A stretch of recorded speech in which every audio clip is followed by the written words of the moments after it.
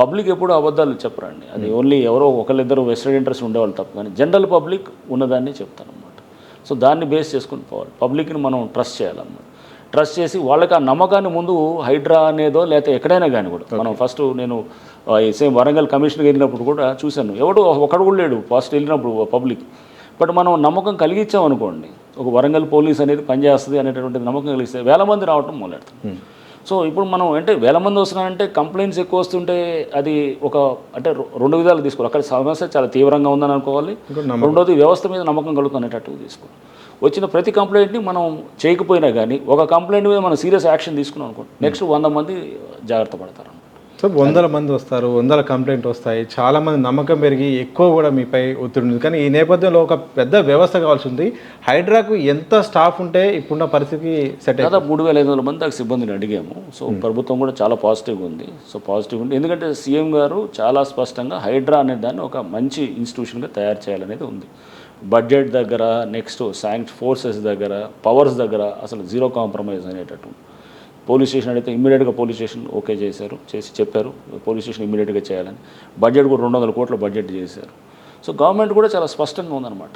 ఇది first of it's kind కంట్రీలో ఇట్లాంటి ఒక ఇన్స్టిట్యూషన్ రావటం. సో దీన్ని ముందుకు తీసుకెళ్ళి జాగ్రత్తగా తీసుకెళ్తే కనుక అందరికీ మంచి అవుతుంది. సో దీనికి అపోజిషన్ వాళ్ళ లేకపోతే ఎవరు రూలింగ్ పార్టీ వాడా లేకపోతే ఇంకో పార్టీ వాడా ఇదనేది కాదు, పార్టీలకు అతీతంగా. ఎందుకంటే రేపు మారుస్తే కనుక మనం ఈ బాగుపడేదంతా కూడా అందరం బాగుపడతారు కదా. ఓకే. సో దీంట్లో పార్టీలే ఉండదు, ఈ పార్టీలో ఉన్నాడు ఆ పార్టీలో చంపవచ్చు, ఆ పార్టీలో ఉన్నాడు ఈ పార్టీ, అవన్నీ పార్టీలకు అతీతంగా ఉంటుంది.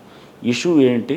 ఇష్యూ ఈజ్ మన ఎన్వైర్న్మెంట్ని, మన చెరువుల్ని, మన దీన్ని ప్రొటెక్ట్ చేసుకోవాలి, డిజాస్టర్స్ని ప్రివెంట్ చేయాలి, మన భూములు మనం కాపాడుకోవాలి.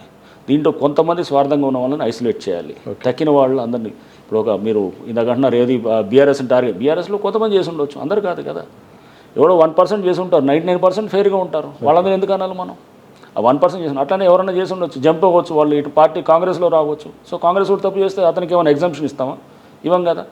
ఎంఐఎంలో కూడా ఉండొచ్చు, ఎవరో ఒకళ్ళు ఎవరో చేసి ఉండొచ్చు, వారు బీజేపీలో ఉండొచ్చు, అన్ని పార్టీల్లో ఉండొచ్చు, అసలు పార్టీ బేసిస్ కూడా లేకుండా ఉత్తి వ్యాపారాలు చేసేవాడు ఉండొచ్చు, ఇంకా అధికారులు ఉండొచ్చు, అందరూ ఎవడైనా ఉండొచ్చు. దాన్ని చేసేవాళ్ళు ఎవరు 1% ఉంటారు. దాన్ని అందరినీ ఒకే కట్టడం కరెక్ట్ కాదని అంటాను. లాస్ట్ అండ్ ఫైనల్ సార్, స్పష్టమైన మీకు భరోసా ఉందా ప్రభుత్వం నుండి? ఎందుకంటే పెద్ద తలకాయలు ఉన్నాయి, భరోసా ఉందా?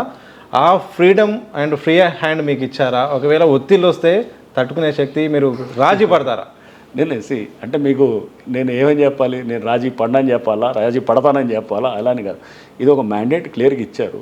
ఇచ్చినప్పుడు దాన్ని ఏది ఇలా చేయాలి, ఈ ఇన్స్టిట్యూషన్ ఇది ఫ్లోట్ అయిందన్నప్పుడు ఆ మ్యాండేట్కి తగ్గట్టుగా పనిచేస్తాం. ఓకే. సో పెద్ద తలకాయలా చిన్న కానీ ఎవరు పెద్ద తలకాయలు? పబ్లిక్ ఒపీనియన్, పబ్లిక్ దీని ఆలోచన ముందు అది ఒకసారి మనం ఎక్స్పోజ్ చేసామనుకోండి, ఇది జరుగుతుందంటే కనుక ఎవరైనా కానీ కూడా అది తెలియనంత వరకే. పబ్లిక్ తెలిసినప్పుడు అందరూ ఇదైపోతారు. మనం ఒకసారి కరెక్ట్ ఎంక్వైరీ చేసి దాంట్లో డీప్గా వెళ్ళిన తర్వాత ఇది విషయం అన్న తర్వాత ఒకసారి న్యాచురల్గా పబ్లిక్ దృష్టిలో పడ్డదనుకోండి, ఎవరైనా దిగి రావాల్సిందే.